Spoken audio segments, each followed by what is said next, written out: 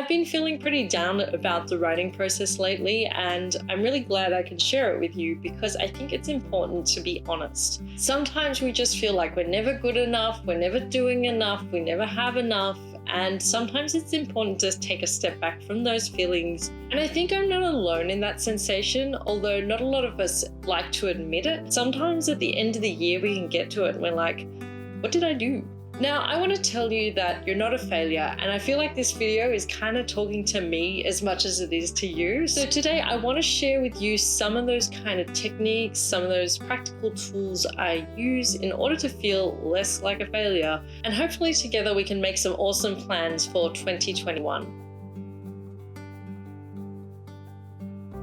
So I think the first piece of advice I have for all of you out there is to be kind to yourself. We've all been through a really traumatic year with coronavirus, with the pandemic, with lockdowns, but you take care of yourself and you be kind to yourself first. The next thing I often do, and I want to say to you, is that you need to focus on the small wins. When I think about it, I actually finished writing a novel. I edited it, I sent it off to my agent, I had a short story published, but not only those things, right? It's all those little life things that I did that were actually really great. I started eating a lot healthier in lockdown. I ran a lockdown reading challenge for a lot of other authors that help promote Victorian writers. For the most part, we need to celebrate those small wins. And by celebrate, I mean actually do it, you know, throw yourself a little party. If you're stuck inside, you can still have some nice food, watch one of your favorite movies, do something good for yourself to celebrate the fact that you made it to the end of 2020.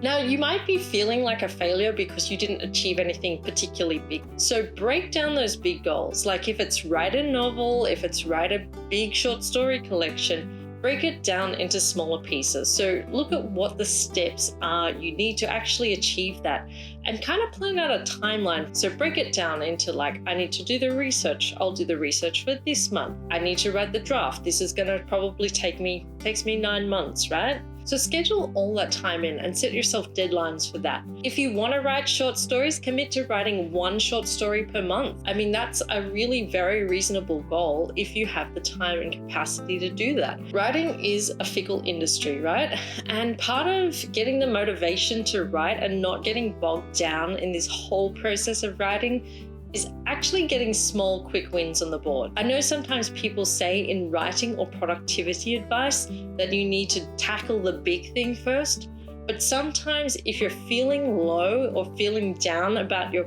career and your process, you need to do the small things that build up to the larger things. Take a writing course. It's a great idea. You can meet other writers and get motivated that way. Another thing you can do is commit to read a couple of books on craft. And the last thing you could do if you really want to take that control is to publish a short story collection, self-publish that, or perhaps self-publish a novella. That's something that you would have control over, and if you decide to do it and do it well, you can feel really proud of that and have something to show people at the end of the year. So if you're feeling a little bit like the whole writing process is out of control, maybe that's a project for you to do. The last thing I want to say to you all, because it has been such a tough, crazy year, right? Take a break. You know, you need to give yourself enough time and space to breathe. I have not really taken a holiday all year except to my house. And if you can do it safely, you know, take a holiday. If you can't, make sure you take time for yourself.